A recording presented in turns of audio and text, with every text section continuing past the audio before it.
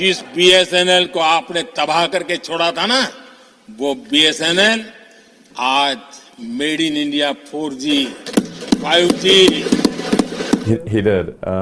and yes, I'm tentatively planning to visit India again next year.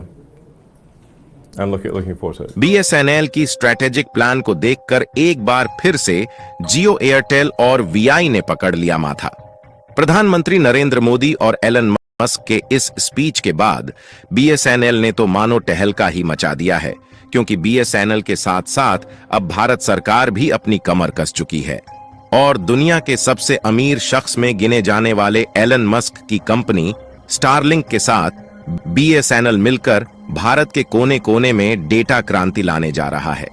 आपको जानकर हैरानी होगी कि बीएसएनएल और स्टारलिंक ने इस तरीके का प्लान बनाया है जिसे देखकर जियो, एयरटेल और वीआई की सांस थमती हुई नजर आ रही है, क्योंकि माना जा रहा है कि जियो ने पूरी कोशिश की थी कि भारत की सरकारी टेलीकॉम कंपनी बीएसएनएल के साथ काम करने के लिए स्टारलिंक को लाइसेंस न मिल पाए, लेकिन मोटा भाई की एक नहीं चली और एलन मस्क की कंपनी स्टारलिंक को भारत की टेलीकम्युनिकेशन के लिए सैटेलाइट इंटरनेट प्रोवाइड करने का लाइसेंस मिल चुका है। यहां पर इस आर्टिकल में आप देख सकते हैं कि Starlink finally gets GMPCS licence in India from the department of telecommunications.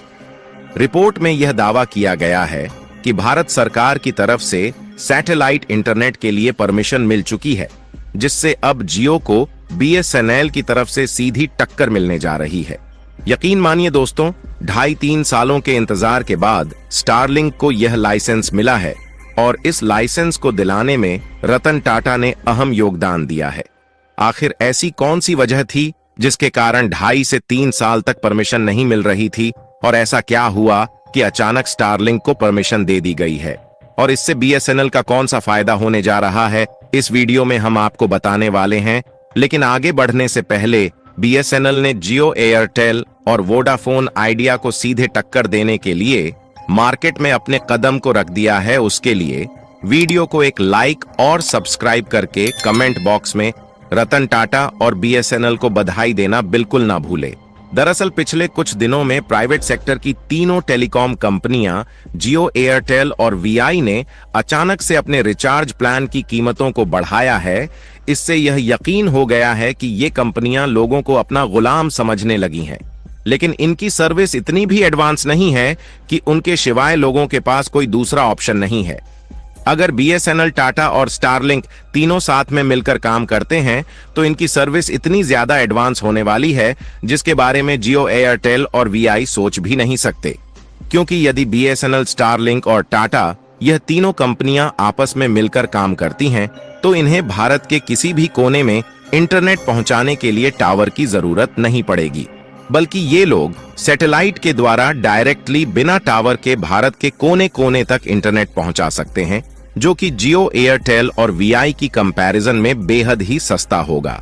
और वैसे भी बीएसएनएल के टावर जहां पर लगे हुए हैं और नेटवर्क अच्छे चलते हैं, वहां पर भी बीएसएनएल की सर्विसेज जियो, एयरटेल और वीआई की अपेक्षा लगभग आधे दामों में मिल रही है। वैसे देखा जाए तो मुकेश अंबानी को भी भारत की बीएसएनएल, स्टारलिंक और टाटा की जुगलपंथी के बारे में पता चल चुका है, इसलिए वह भी सैटेलाइट इंटरनेट प्रोवाइड करने में हाथ पांव मार रहे हैं। लेकिन इनके पास स्पेसएक्स जैसी कंपनी नहीं है जिससे यह हजारों और लाखों सैटेलाइट अंतरिक्ष में लॉन्च करके बिना टावर के डायरेक्टली इंटरनेट डाटा लोगों तक पहुंचाने में असफल हो रहे हैं।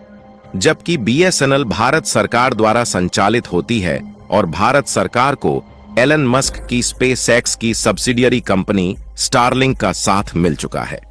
और अब सैटेलाइट इंटरनेट लोगों तक पहुंचाने के लिए बीएसएनएल, टाटा और स्टारलिंक तीनों कंपनियां साथ मिल चुकी हैं,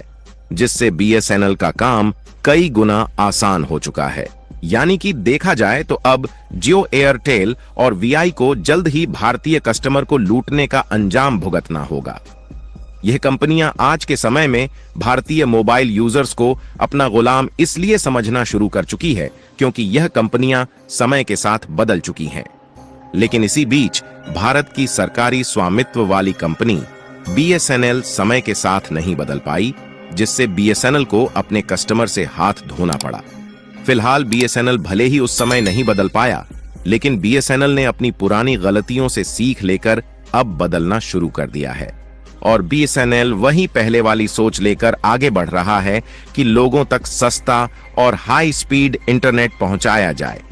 वैसे तो बीएसएनएल समय के साथ इस कदर बदल रहा है कि जियो, एयरटेल और वीआई से भी एक कदम आगे सोच रखकर काम करना शुरू कर दिया है। साथियों, दुनिया तेजी के साथ बदल रही है और कुछ ही महीने में इस कदर बदल जाएगी कि भारत में नई इंटरनेट क्रांति देखने को मिलेगी और यह इंटरनेट क्रांति ऐसी होने वाली है जिसके सामने जियो और एयरटेल के 5G नेटवर्क और जियो फाइबर जैसे हाई स्पीड वाले वाईफाई नेटवर्क भी बौने पड़ जाएंगे, क्योंकि अब सैटेलाइट से ही डायरेक्टली 300 MB पर सेकंड से ज्यादा इंटरनेट स्पीड मिलने जा रही है। रिपोर्ट की माने तो स्टारलिंक बीएसएनएल के साथ मिलकर अगस्त के महीने से इसकी शुरुआत करने जा रही है और कई तस्वीरें ये साफ साफ बता रही हैं कि आज के समय में भी भारत के कई इलाके में इंटरनेट की हालत बहुत ज्यादा खराब है।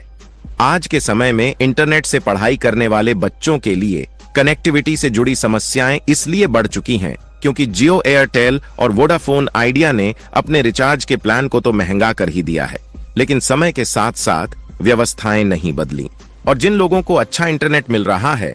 उन्हें तो रिचार्ज की कीमत ज्यादा चुकानी ही पड़ रही है, लेकिन उनके साथ साथ छोटे छोटे गांव, कस्बे और पहाड़ी वाले कई इलाके हैं जहां पर इंटरनेट की कनेक्टिविटी अच्छी नहीं है। उनको भी इंटरनेट का लाभ उठाने के लिए मजबूरन उतनी ही कीमत चुकानी पड़ रही है।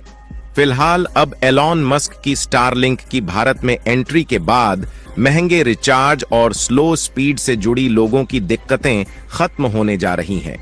जब कोई आम इंसान दिन भर का काम खत्म करने के बाद शाम को ऊपर देखता है तो उसे आसमान नजर आता है, लेकिन वही एलॉन मस्क जैसे इंसान जब आसमान की ओर देखते हैं तो उन्हें आसमान के बाद सारा जहान नजर आता है। और एलन मस्क की स्टारलिंक कंपनी द्वारा सैटेलाइट इंटरनेट को भारत के कोने कोने तक पहुंचाना बेहद ही आसान हो चुका है और यह कंपनी ऑलरेडी टेस्टिंग के तौर पर कई देशों के साथ मिलकर इसी तरीके की सैटेलाइट इंटरनेट प्रोवाइड कर रही है। और स्टारलिंक ने ऐसी जगह पर सैटेलाइट इंटरनेट पहुंचाकर टेस्ट कर लिया है जहां पर जियो फाइबर और 5G नेटवर्क फेल हो जाते हैं। आपको बता दें कि एलन मस्क द्वारा संचालित स्टारलिंक को भारत में लाने की यह पहली कोशिश नहीं है, बल्कि साल 2021 से ही भारत में सैटेलाइट इंटरनेट प्रोवाइड करने के लिए इसे लाने की कोशिश की जा रही है। हालांकि कुछ सिक्योरिटी और डेटा गोपनीयता को लेकर एलॉन मस्क सहमत नहीं थे,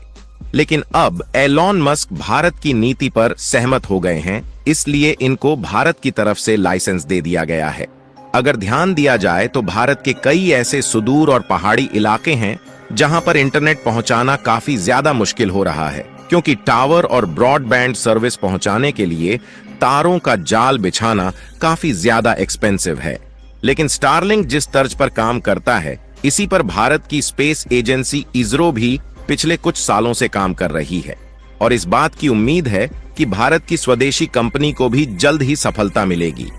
क्योंकि भारत सैटेलाइट इंटरनेट की उपयोगिता जानता है, इसीलिए इसमें तेजी के साथ आगे बढ़ रहा है। हालांकि अभी एलॉन मस्क की एंट्री से भारत की प्राइवेट टेलीकॉम कंपनियां नाराज दिख रही हैं, क्योंकि इन्हें अब मालूम हो चुका है कि अब इन्हें अपने प्लान को सस्ता करना पड़ेगा या फिर सैटेलाइट इंटरनेट की जितनी स्पीड देनी होगी। फिलहाल भारत की बीएसएनएल को एलॉन मस्क और रतन टाटा का साथ मिल रहा है। इसके लिए कमेंट बॉक्स में बधाई देना बिल्कुल ना भूलें और इस वीडियो को एक लाइक करके अपने ज्यादा से ज्यादा मित्रों तक शेयर करें ताकि यह जानकारी सभी लोगों को मिल सके। इसी तरह और भी नॉलेजेबल वीडियो देखने के लिए चैनल को सब्सक्राइब करके बेल आइकन को ऑल पर जरूर सेलेक्ट करें। जय श्री राम।